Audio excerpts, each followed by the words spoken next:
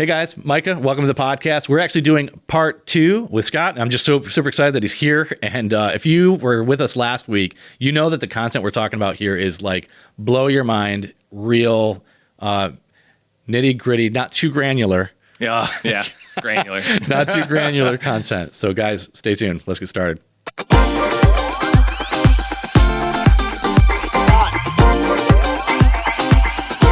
Welcome to the I Hate Social Media podcast, the podcast where we dive deep into the chaotic world of social media marketing with a twist of irony and a dash of humor.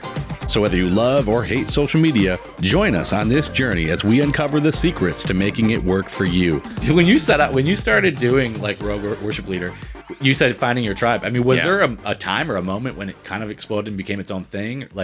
Yeah, and so here's the thing, like you can't ever count on virality because that's the luck part. And so on TikTok, I had a video where, my friends and I back in youth group, when we play on the worship team, we would do this thing where we tried to sneak in like theme songs of video, TV shows, movies, whatever, and try to see if like we could get the attention of the youth group, but like it go over the heads of the adults. That's right. So funny. So like my keyboardist would try to fit in the Office theme to a worship song, things like that. And so I've seen that post actually. Oh yeah. So I was like, wouldn't it be funny if I snuck in like a John Williams motif into like a worship song? And a lot of those, when he's not doing stinking key changes all the dang time, it's not that hard to fit those motifs into. So I think I took the Binary Sunset, the Force theme, and I threw that into a worship song, and it like worked really, really well. Now, everybody always asks me this, so I will say, like, I've never done that live. I've done it at rehearsals all the time, but I would never do that live because I think it's too obvious and it would be a distraction. Yeah. And my job as a worship leader is to eliminate distractions, so I don't do that live. But I thought it would be funny if I recorded myself acting out all the parts of the worship team. And so I was somewhat telling a story, but then I was adding a humor element into it too. And then I think at the end, I threw in like an effect of me, like shock face, and then multiplied it with a TikTok filter that like multiplied me like 100 times. And I said, the congregation like sitting there in shock. So I added some humor elements. I added some storytelling bits to it. But ultimately, it was about this shared experience that most, especially if you grew up in church, of trying to sneak these little themes into, and I didn't realize how big that was. I thought maybe that was only something we did at my church. And it was like so many people were like, oh yeah, I try to put the Top Gun theme into songs, or I play U2 or Coldplay's Fix You, during worship, which is actually very easy to add to almost any worship song. No, that's right. But it was a fun thing to do. And I didn't think, I was like, this is probably going to do well, but I didn't realize how well. And that was my first video that went over 1 million views on TikTok.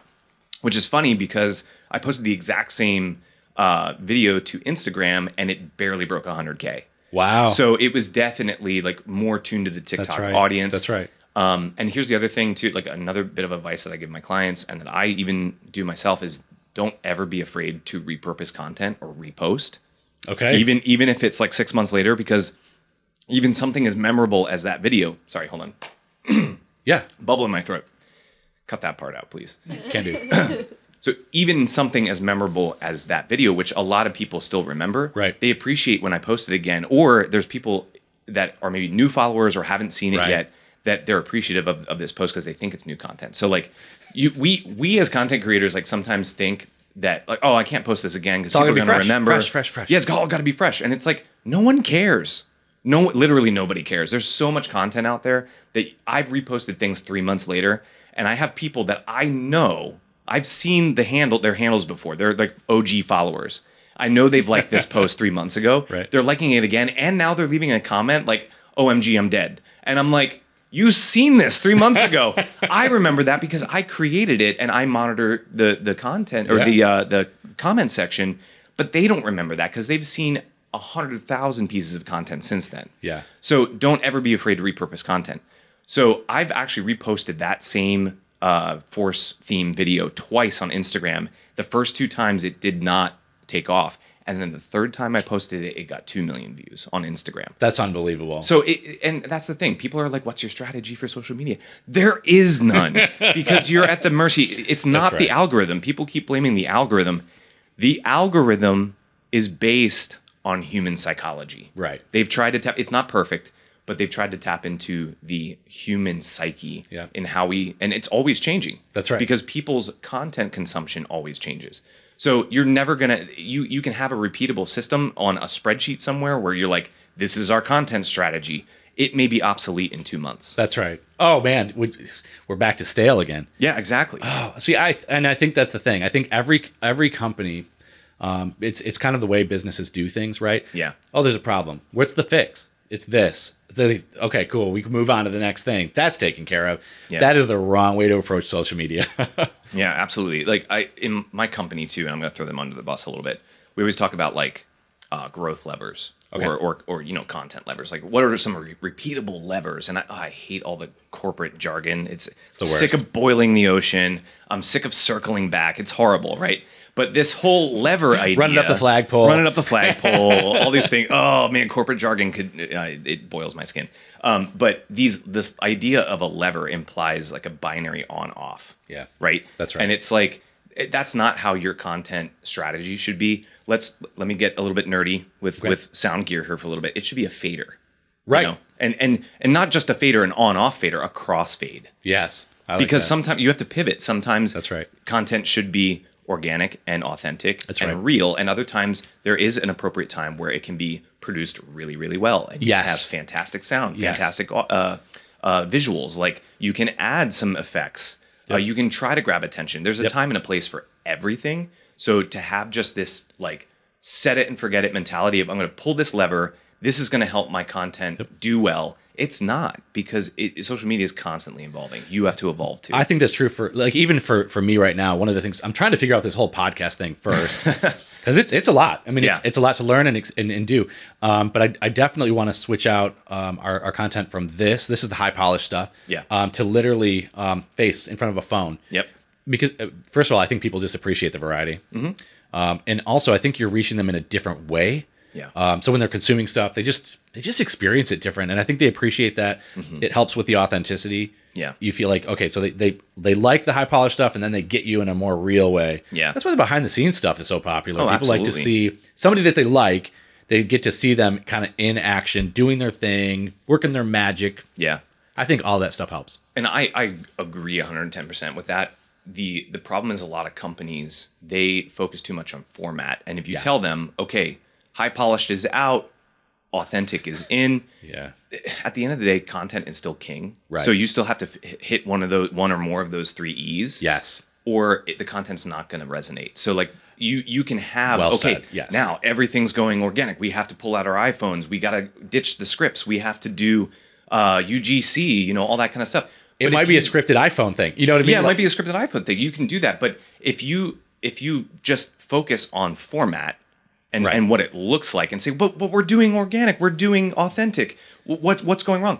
You're missing one of the content pillars. That's right. Or more. And the thing is, content's still king. Yes. And if you're still playing by the current social media rules as far as what things look like, the production value, but you're missing the content and it's not resonating with your audience, it doesn't matter what format. You could have the most authentic looking video and it's not going to hit. Right. You can have, and I think we're getting to the point where people who consume content on social media, we're starting to the point when we see something that's super overproduced. Right. We kind of like automatically like discount it. Right. And I think we are getting to that point where people are judging us within the first, because the first 3 seconds are huge on social media, right? Yeah. They're judging the production value in the first 3 seconds. But if you have like a good hook, and if you have a great way to get people hooked into your content, and then you keep them there because you are entertaining or equipping them, or you're providing some kind of value, then they're going to stay for that content regardless of what it looks like. So I think people are missing the mark, and they're not realizing that the packaging is important. Yeah. Yes, and part of my job as a media strategist at my job is to focus on, because here's the thing. I work in a lot of industries where like I have an education podcast. I have a podcast for CFOs. Like I'm neither one of those things. So I have a subject matter expert that we hire that will help me figure out the meat and potatoes of the actual content. And then my job is content packaging, right? So the content packaging, what things look like, what things sound like, what things feel like that's my job. And then I have the subject matter expert to give me like the core meat and potatoes of what the content's about. But if the content itself and my SME is missing, like they're not doing things that are or suggesting topics that resonate with people, right, then I could package things in as nice and tight of a bow as I want, and it's not going to hit. That's right. It has to hit. Like, you have to have both the content packaging and the subject matter has to be engaging. It has to be relatable. It has to be authentic. It's right. It's not just how you say it. It's what you say. Exactly. Yeah. And I kind of want to go back to this idea of the tribe. To me, that's what companies need to be. That's the mentality they need to have. Not like, how do we need to do this? You're asking the wrong question. Yeah. It's who are we trying to reach, and what do they want to see? What do they want to hear? What do they need to hear? What are they asking for? And what's going to resonate with them? Yeah. That's the problem with being formulaic about everything. And I think that industry in general, or just business in general, is predisposed to the formulaic. Yeah. And it's like, look, it's a little bit more complicated than that. You actually have to engage in this. Yeah. You need to be involved in the process.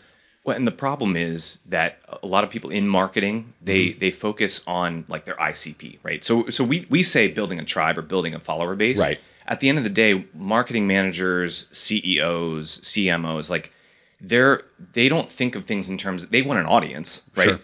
But they are still targeting their ICP or their ideal client profile, right? And so they want their customers to be consuming their content. The problem is that only 3% of, and this is industry-wide, this is actually, I think LinkedIn the numbers are sketchy. It's either 3 to 5%. Okay. Our company takes the position of 3% of the people in your industry are actually ready to buy your product today. Okay. 97% of the people in your industry, different point in the circle, they're not ready. Yeah. So you want to talk marketing funnel, you want to talk your sales funnel. Yep. Those people aren't even in the funnel. They're outside. The 97% is outside the funnel. Right.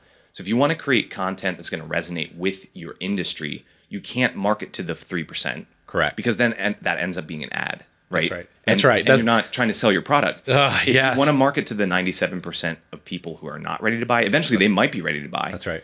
But you have to create and establish the trust. Yeah, one of those three things. But you have to use one of those three things to build trust and affinity for your brand. Right. So here, I'm going to sound like a marketing manager, so that you're top of mind right when they are ready to buy. That's so right. there's like, we've been fed this lie that the marketing funnel at the top, there's like top of funnel. At the top of this funnel, there's the tofu, the top of funnel activity, right? And there's actually content that you can create that's outside of that. It's actually beyond, it's ultra top of funnel that you can market to the 97% of people who are not ready to buy. And there's you would say unrelated, piece. Right? I mean, it's unrelated, almost separate from your product or your service or whatever it is. It's just exactly. Like, for example, I do a show for CFOs, right? And so like the company who sponsors this show, that put on the show, it's not a CRM, but it's like a solution for budgeting and forecasting, and it's a financial. I think it's a plugin for like an Excel spreadsheet. Oh wow! And it uses AI, and it does all that. So they have a product. They have a SaaS product that they're selling. Yep. Right. But you can't just like create a podcast just to talk about financial planning and analysis. Right. Like you can't just talk about like how to use this plugin to be better at your job, to forecast better financially. Like, you need to have a more broad approach, and so you need to be talking about what are financial leaders talking about in the space right now. Right. What are some things, and then don't just like say what everybody else is saying. Say something controversial. Say something that like is actually going to grab people's attention. Right. There's so much shifting and changing going on right now in the financial world. Yeah. And it's like everybody's saying the same thing, and it's like all you have to do is say something slightly different, and you're going to get people's attention. You're cutting through the noise. Yeah. You're cutting through the noise. Wow. So it's like you can't just sell your product. You can't talk about what talking about what your product aims to solve. The problem that your product aims to solve, or your service, even just talking about that problem is still too closely related to your value proposition, right? That's right. So and you can't, if you get too close to that value prop, it's going to sound like an ad. It's going to feel like an ad. Yes. So you need to broaden your scope of what you can talk about. So I think that's one of the great things about creating a separate media entity from your company, because nobody's following company pages. People are tending to follow more CEOs, more personality, because again, personality led. That's right. They're starting to follow. We have companies that we service, we do podcasts for, that their CEO has a way bigger following on LinkedIn or Instagram or something than their company does. Yeah. because people follow people. People buy from people. That's they right. don't like to buy from companies. So I think that there's something to that. There's something to the personality led. And if you can inject that into like a separate brand, a media brand, and you can create a podcast or you can create some other kind of media property that you have the opportunity now to talk about. You can do this with your corporate brand too, but you broaden the scope of what you're able to talk about. And now all of a sudden you have a huge playground in which to play. So talk to me about like as a business owner, as I'm kind of approaching either podcasting or whatever we're doing as far as content creation. How do I know when to take it deep or when to be, as you said, outside of the funnel? Yeah, and I don't want to knock the funnel. There's still a place for that marketing funnel, right? Because you still have bottom of funnel content that is more going to be more, feel like an ad, or it's going to be more about your value prop, and you need to pull those people in to actually like say, hey, like sign the dotted line, like work with me. So I think there is something to be said for when you're starting out as a business owner, like you're trying to figure out what kind of content. Because here's the thing about marketing. Marketing's tough because you're saying the same thing every single day. You have to say the same exact thing. And that's really tough to do. Everybody thinks marketing's easy, but it's really not, because you have to figure out how to state something in so many different ways. And that's why you need to broaden your horizons of what you're able to actually talk about. Because if all you talk about is the problem that your services or your product solves, then or the products that you offer, like it's just not gonna hit a broader audience. So I always tell people when we're starting out, like you're gonna build a content bank. You're gonna try to think of things that you want to talk about with your media property as you're starting out on social media. And I view content as a pool. There's gonna be a deep end of the pool and there's gonna be a shallow end of the pool. And so the deep end is where you jump in and you talk about something that's super specific, really granular. I hate that word, by the way, corporate jargon coming back. But you get really deep into a subject where all the nerds and all the people that are like but that's a small pool of people. Absolutely. Like, you're getting really, really high level or low level. You're diving into the weeds. You're getting to the point where you're solving a problem that people are tracking with you and they go, oh, I get it. Like, all right.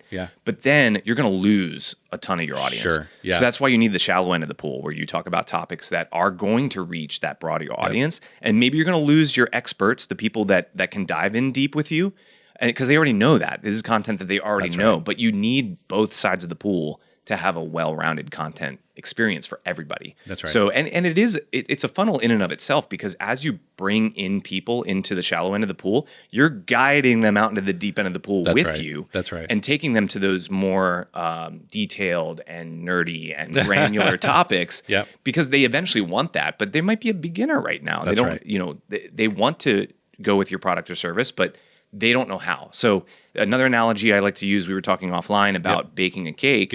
And it's like when you are providing value for free, that's risky for a business because you're like, wait, you should be paying for the value that I'm providing you.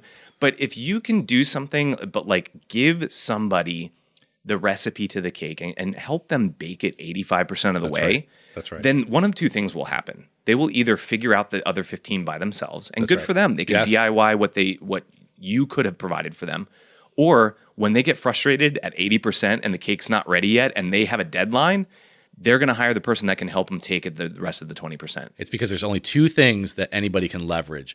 You can choose as a DIY, I'm going to leverage my time because I don't have the money. Or I don't want to spend the money. It doesn't really matter.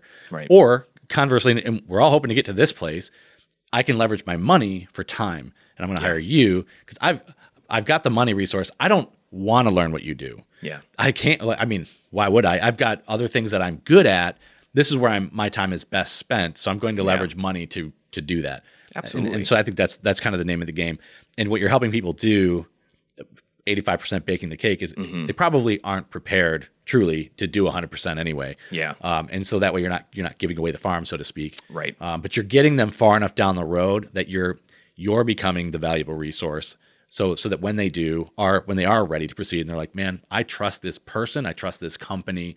I've seen what they put out. This is not a money grab. It's real. They're going to help me get where I want to go. Yeah, exactly. Like a good example of that is I just recently did some short form content on podcast microphones for my company. So how do we do with the? You're doing great. It sounds fantastic. But I told people that okay, if you want like the industry standard, everybody wants this cool mic, the SM7B, right? Like they want it, but a lot of people don't realize that you need some kind of way to get some more gain out of it because it's a really low gain microphone. It's a beast. You got to have power. Yes. Yeah. So here I'm diving into the deep end of the pool for just a brief moment. So I told people, hey, you need a cloud lifter. Like you need some kind of preamp that's going to get you, like that gives you what, 25 decibels of gain, like clean, fantastic gain. Clean being the operative word. Clean be the operative word. So the people go, oh, that's what I'm missing. My podcast mic is too quiet. So like the content was, is your podcast mic too quiet? There was my hook. That's Immediately people were like, yeah, actually my audio sucks. And they lean in and they're like,